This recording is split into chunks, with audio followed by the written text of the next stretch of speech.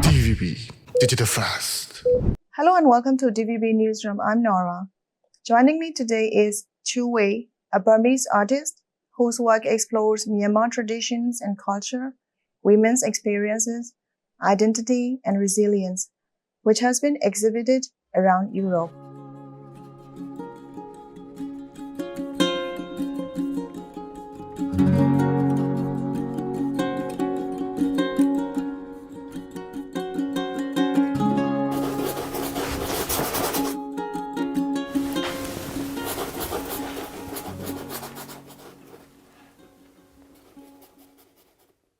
Thank you for being here, Chuu. Thank you for inviting me. You studied IT engineering at university before becoming an artist. What drew you into the art world?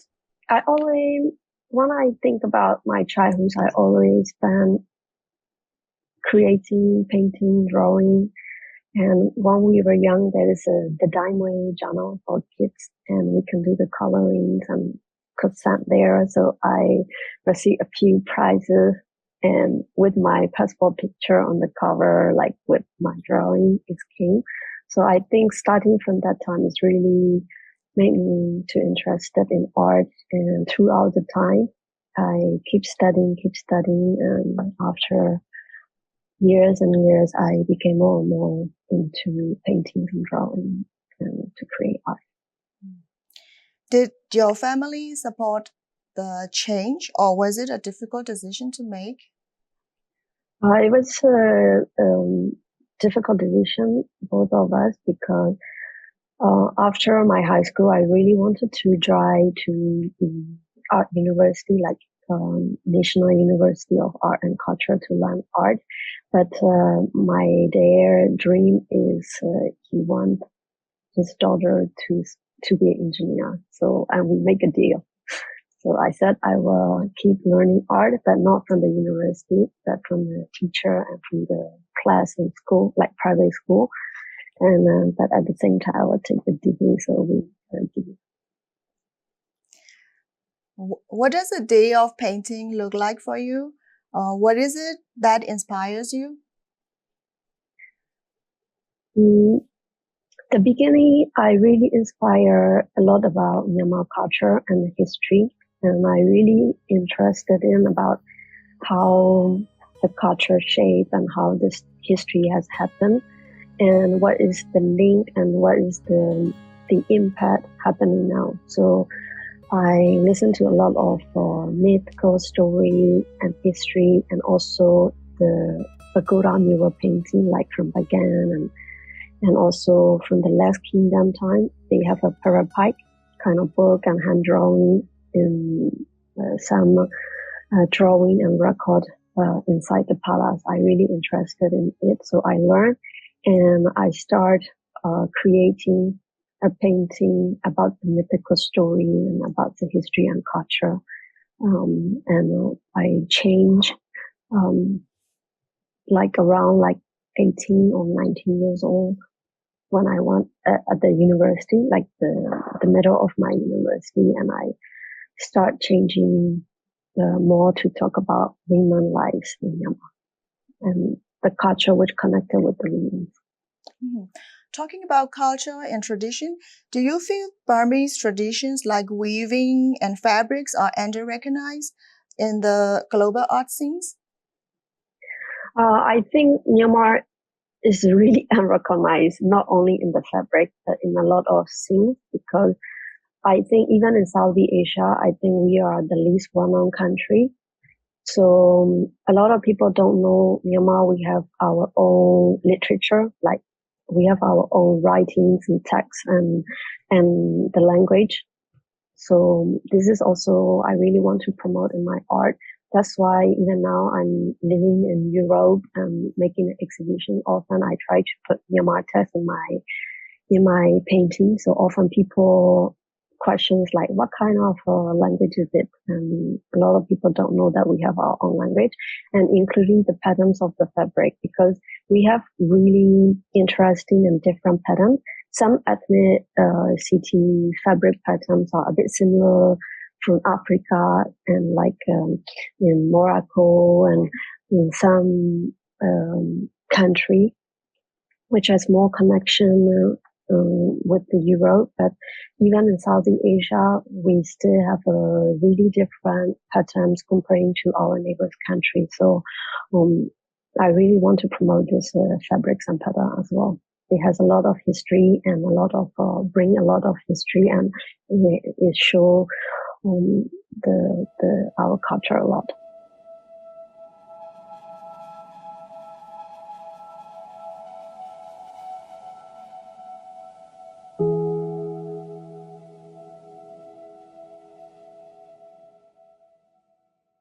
You've mentioned in previous interviews that a difficult experience at age 18 really shaped your voice as an artist. Can you tell me what happened?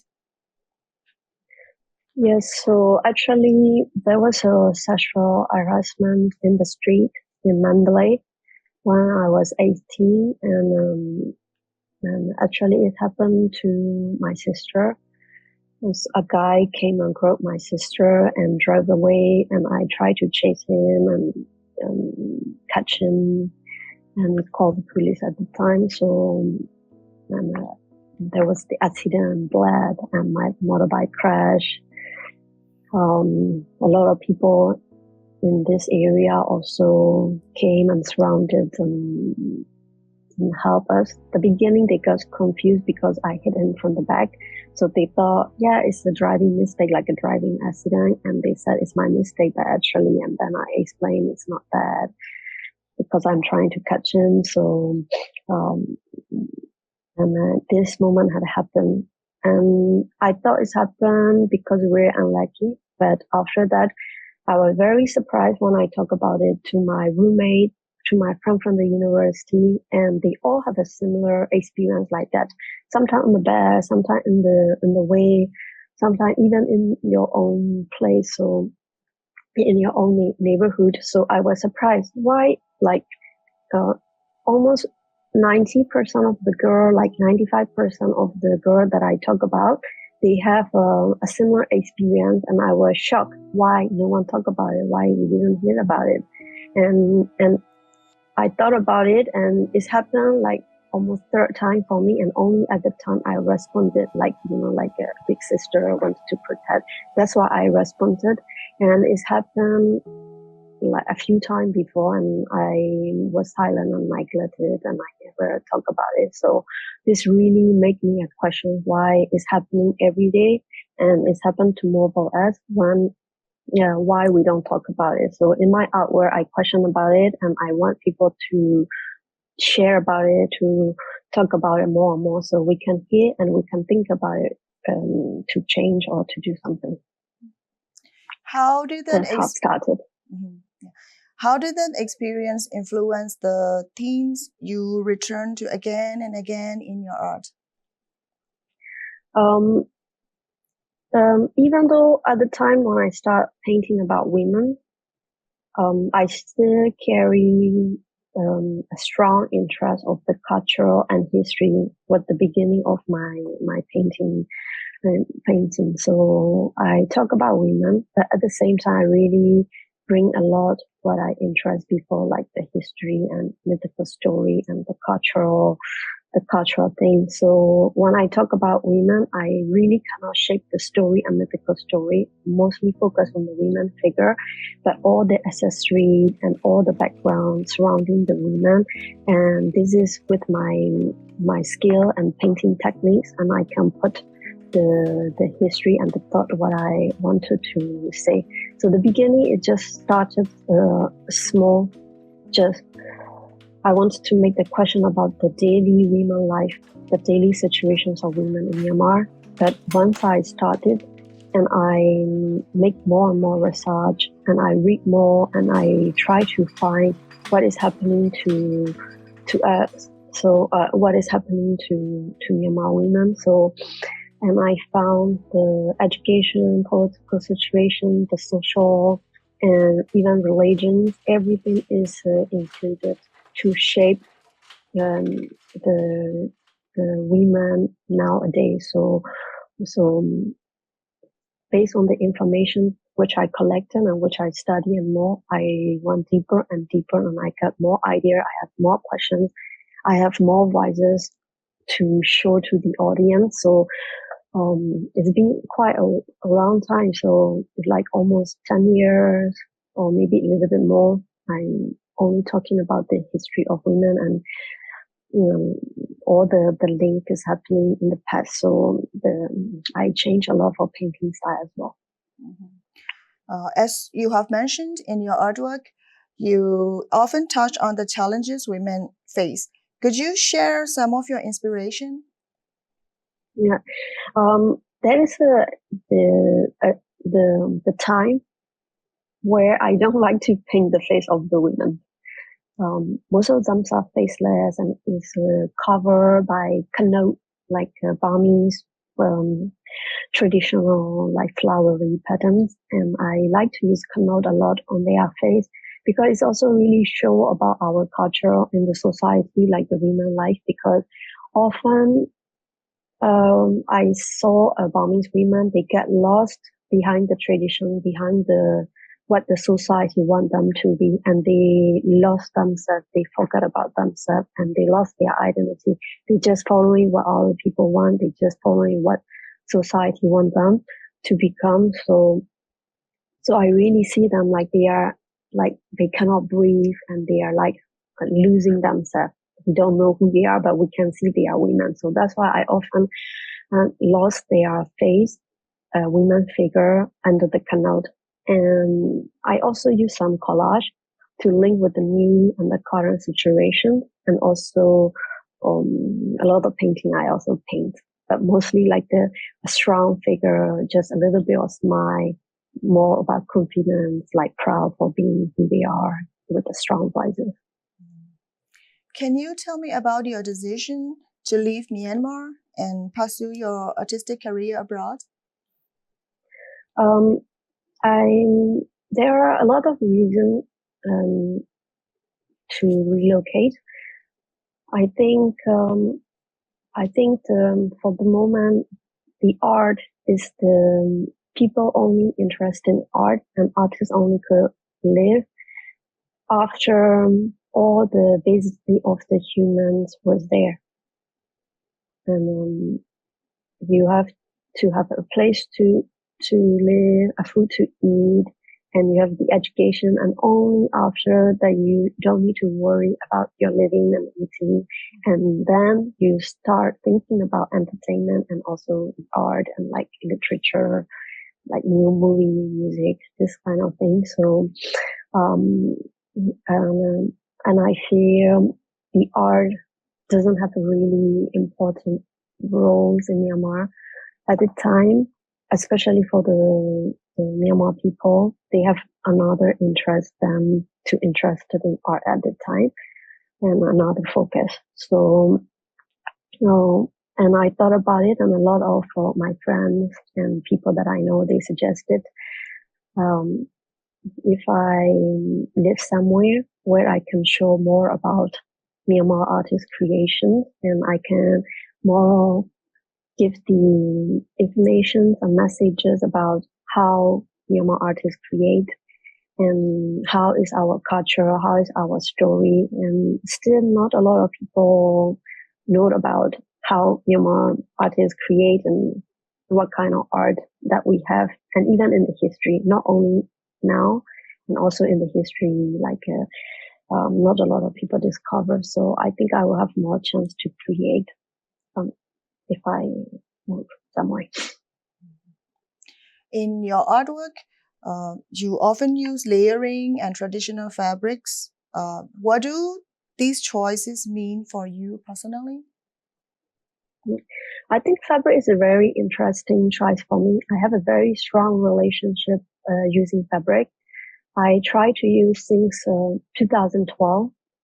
At the time, the beginning of the using the fabric is very challenging because often fabric has a thread line and they are weaving, so they have a gap. They are not like canvas. Canvas is more like a strong, I would say like a strong block paper, like opaque.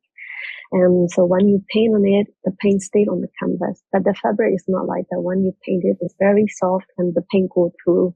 So you can see the paint on the front and also on the back. And the color is not the same. The fabric already have a color.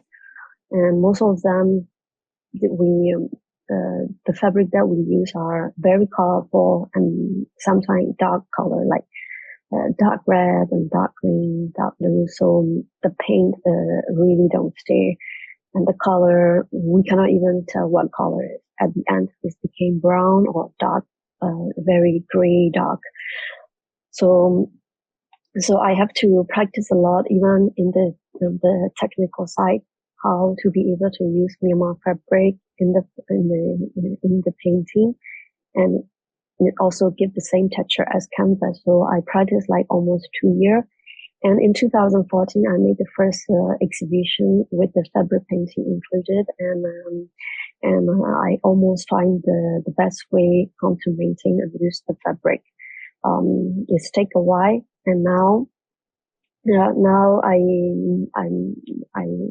can do easily with the technique, and then a lot of materials, and the fabric itself, as I mentioned before, it tells history and the culture. And Myanmar is not only about one ethnicity, and we have many ethnicity, like more than 100 ethnicity, and they have their own languages, food, and often they have their own fabric and traditional outfit. So these fabric colors are different, patterns are different, and the story, and then the social cycle, and then the culture of this ethnicity is different. So that's why I try to use a lot of different fabric. It tell a lot of different story. I just need to paint on it just a small part, and the big part of the painting is that by using the fabric, it tell a lot of story. It's already bring a lot. And I try to use before printing the fabric instead of painting. And also on the white canvas, I try to paint the fabric, because I didn't find the technique to use the fabric at the beginning. And I never had repainting the fabric on the canvas is not the same. It's not the same taste, and even printing the fabric is not the same thing. So I challenge myself to find the technique to be able to use the fabric.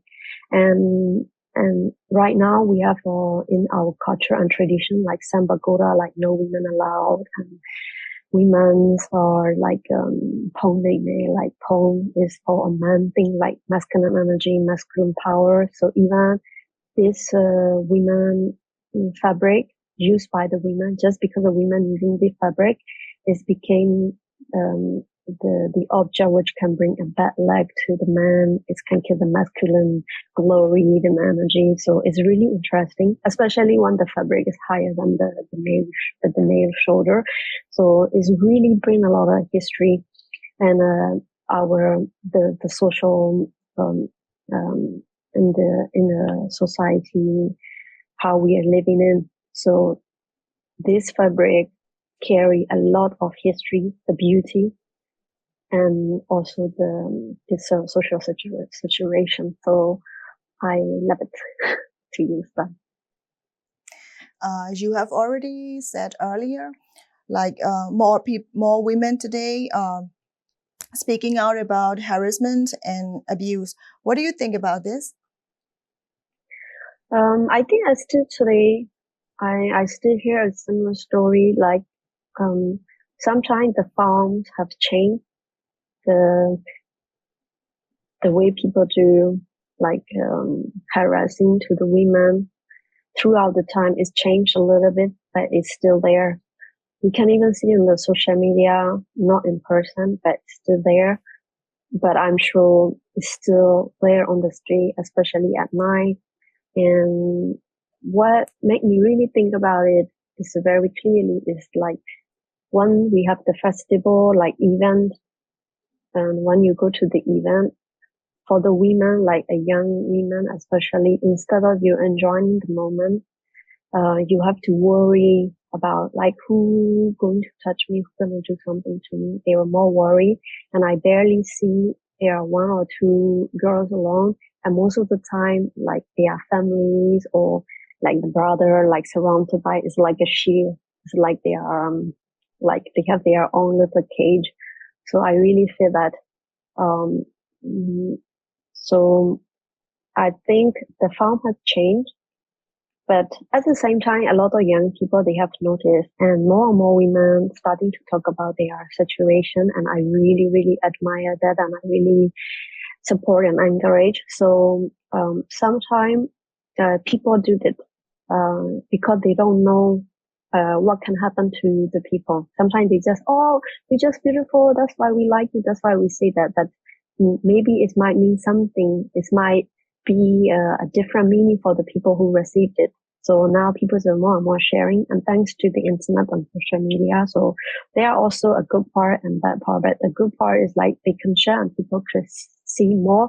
So people know what is appropriate and what is not appropriate more than before. So now young people are willing to change and moving to a better direction. I really believe it.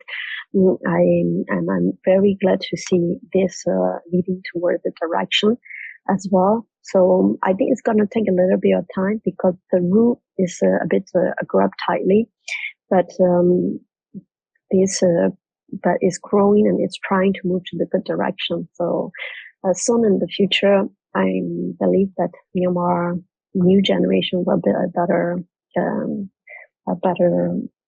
surrounding. When people attend your exhibits, what do you want them to take away with it? It's very interesting. The first exhibition, I still remember. It's a different times of exhibition and different response. The first exhibitions were very interesting because a lot of people don't know about me as an artist. I'm just from a small town, just arrived in the big city and make the exhibition. So people don't know who I am. People don't know what I do. They don't know they like my artwork or not because it's a big controversial at the time, and not a lot of women artists paint a bit like topless, but at the same time not focusing on the beauty of the women, just more like giving me the messages, and the presentation was different. So I got a very honest review, and a lot of people don't but I'm very happy to see this kind of response. I wish in my life to see that again. And after I keep making the exhibition every 1 year or 2 years, so people start recognizing me with my artwork and recognizing me as an artist. So the way they respond has a little bit different. Sometimes they try to be more gentle, and because we already have the personal relationship, became a friend. So even though that they don't like, they're not really directly a tough review like the beginning. But I love them to give a direct review as well. Do the audience abroad interpret your art differently from Burmese audiences? Yeah, very different. So in Myanmar, the audiences, when they see the women fabric on the wall, and mostly the male visitor, they get a bit confused because they don't know to treat this as an artwork, which is on the wall higher than their shoulder, or they should treat it as a lungi, So sometimes they don't want to get closer or they get confused. And once happened, like a collector bought my painting and he left, and at the end of the exhibition, and he sent someone to carry this painting. So this guy was so confused. But I think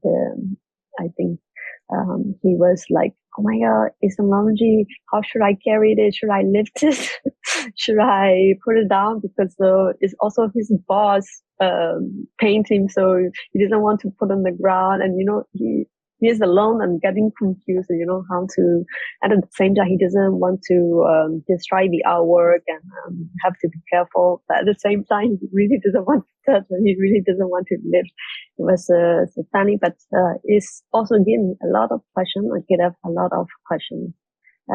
It's tell a lot at that moment of Myanmar. And at the same time, the audiences are also different, and they like it and they don't like it. Even within the women audiences, they really supportive for encouraging the women, but they don't like seeing sometimes like showing the skin and like being the top of women in my painting. So I could see a lot of both sides, and I love it too. I respect both sides of the review. But in Europe, Europe and also outside Myanmar, when I show my painting, they don't know about the culture. They don't know about the fabric. The first thing when they see is like, oh, this fabric is different and beautiful. And only they read the description and they see like they think they saw the history and the culture of Myanmar, and they more and more interested, and they have a long list of questions came out like, oh, this is not only about the beauty, this is go deeper than the beauty of the fabric. So they want to know about the culture, they want to know about the situation there here, the past, the history, and they have more and more questions once they found out it. So often when I made the exhibition outside Myanmar, instead of I'm collecting the response of the audience, it's more like I have to answer a lot of their questions, and I have to explain about Myanmar. Mm-hmm. Is there anything new you're working on at the moment that you can share? Yes. At some point, I stopped using fabric because I see now more and more artists are trying to use the fabric, and I think a lot of new generations are also doing the movement and making the voices. So I said, oh, maybe this is what I wanted to give to the people, and like what I wanted to see. So I thought, oh, I'm happy to see that maybe I should move to another creation, and because it's quite a long time frame that I'm using fabric. So I thought, oh, maybe it is my happy ending, and I see what I wanted to see. But actually, it was not that true. And even after 1 or 2 years, I stopped. And suddenly I woke up one day, and I don't know, I think artists, we have that moment like, oh my God, I have the question, and the question is even deeper. And the time why the history, the link, and the current situation, and the fabric, and I have a new like little light. It's like blink, like in the cartoon, like light, and I have another thread which I can dig deeper, and I can go deeper about the fabric. So I decided to use it again, and I think until today is really getting stronger and stronger. So I want to go deeper, and what's gonna be until the end of that, that I'm digging. So I'm still using the fabric, and another interesting thing is it's been a while that I left Myanmar now. So I also have changed. And also I question about my identity. I also question about my life as well. So this question also has an impact on my painting. I think right now will try to create how I see the other different culture, like the culture in Europe, but from the perspective of the Myanmar women artists. And I will like to combine and compare these two, but in one artwork. That's quite interesting. What is it that keeps you motivated to create an art even during dark times for our home country of Myanmar? I think art is always, even though I told you before, art came at the end, like people have a place to eat and a food to eat. But even though the whole situation is not perfect for the artist to create art, the creating art is still important because we are living artists, and we could see the current moment, and we absorb it, and we transform it into an object, which is called a painting, or which can be any types of art form. So this art form has all the information and all the feelings, all the moments that is happening right now. Sometimes we focus more on the personal feeling, but sometimes it represents try to be a groups of people, all the society to represent. So, so I think even though I also have some emotional stages. Sometimes I can create a lot of good hours. Sometimes I depress. Sometimes I stop and I cannot create it. But even though whatever stages it is important to keep creating. So one day artwork is good. It can give a lot of information and it can link to so many things which happening right now. And the difference between the painting and the other types of art found is the painting is not loud. It's more like you just stand in front of it, and sometimes you get the messages, sometimes you don't get the messages. But once you get a little bit of messages, like one question and thread, it brings so many questions, and you really it make the audience want to get more and more. So that's why in Europe, in not only about the art exhibition that I involved, I participated in different types of events, different types of occasions, and half of them are exhibition focusing on art, half of them are not about art even. But even though they see the 1 hour work, it can bring more. It can make people to ask more questions and want to know more about Myanmar. So it's really subtle ways, because imagine that you are in a different country and tell the people in this city and in this country, like, do you want to know about Myanmar? Okay, sit. I'm gonna talk about it. This is what is happening to us. This is our culture. This is our story. And no one want to listen. I think they can leave after 3 minutes, 5 minutes. But there is a 1 hour as a medium to connect our and these different people from the different country. The artwork is like a bridge. So they see this artwork and they have a question they want to know about. And you don't even need to tell. And they ask the question to you. So you start explaining, and then they more and more interested in, often people interested in about work and also about other humankind, how they live. So this motivates me a lot, because art could bring a lot of questions, and it can wake up a lot of people. Mm-hmm. Yeah. So before we wrap up, is there anything you'd like to add? Yes, maybe some challenge and struggle. After leaving Myanmar, because we have already built our name for more than a decade. So to be able to live as an artist is easier because you have already worked a lot at the beginning. But here, once you move it, you have to start from the beginning. And I found some of my colleagues and artist friends, and half of them, they give up because the living costs is more expensive, and also the cultural difference is really huge. So you really, really need to make a good artwork, because the whole world, like all the best artists from their country, they trying to reach there. They try to come here, so you can see all the good artists from around the world. You name the country, that is a good artist from that country is here, like trying to reach in the gallery, trying to reach in the exhibition. So the artists have to be really, really, it's very competitive, much more competitive than Myanmar. And plus the living is expensive, the food is expensive, everything is expensive. So often artists, they gave up and they work a different job, and art work as like only in the weekend and really on the second job, and they did it.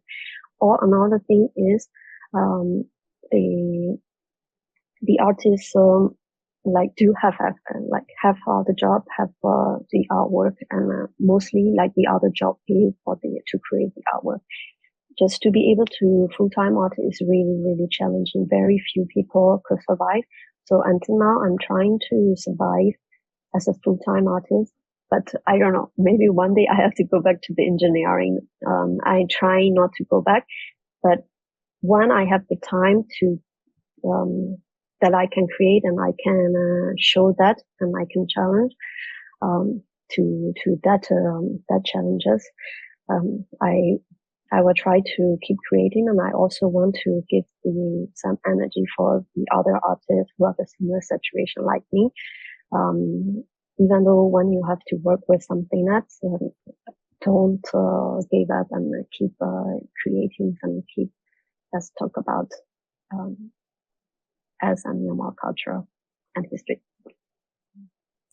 Thank you, Chuu, for your story, for sharing your story and your art with the people of Myanmar. Yeah, thank you so much for inviting me.